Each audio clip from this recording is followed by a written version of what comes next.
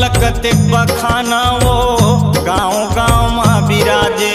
तोर महिमा कतेक बखाना वो गाँव गाँव माँ बिराजे।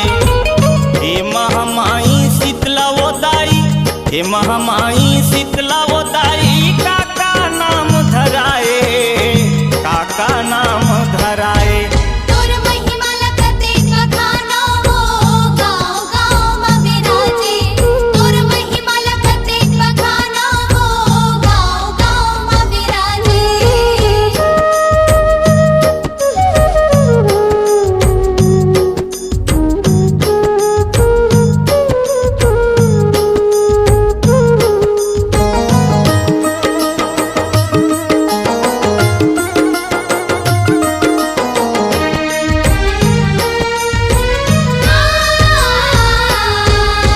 कभु महाकाली कभु माँ दुर्गा कभु महालक्ष्मी कहाए।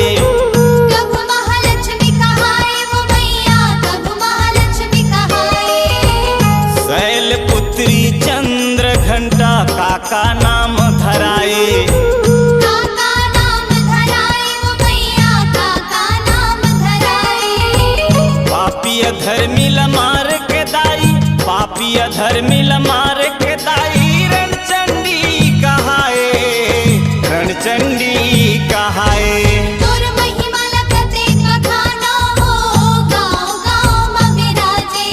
तोर महिमा कतेक बखाना हो गाँव गाँव माँ बिराजे।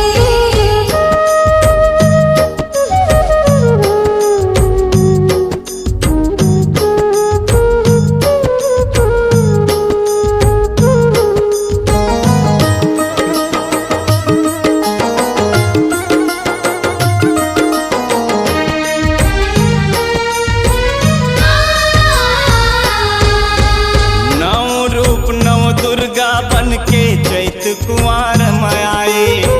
चैत कुंवार माए वो मैया, चैत कुंवार माए। ये जगमग ज्योत जला के मैया ज्वाला देवी कहाए। ज्वाला देवी कहाए वो मैया, ज्वाला देवी कहाए। भैरव के संहार करे वो, भैरव के संहार करे वो, वैष्णव देवी कहाए, वैष्णव देवी कहाए।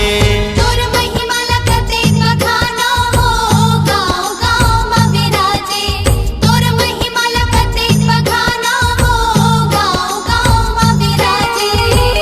हे महामाई शीतला वो दाई, हे महामाई शीतला वो दाई, काका रूप धराए, काका नाम धराए। तोर महिमा कतेक बखाना हो गाँव गाँव माँ बिराजे। तोर महिमा कतेक बखाना हो गाँव गाँव माँ बिराजे। ये तोर महिमा कतेक बखाना वो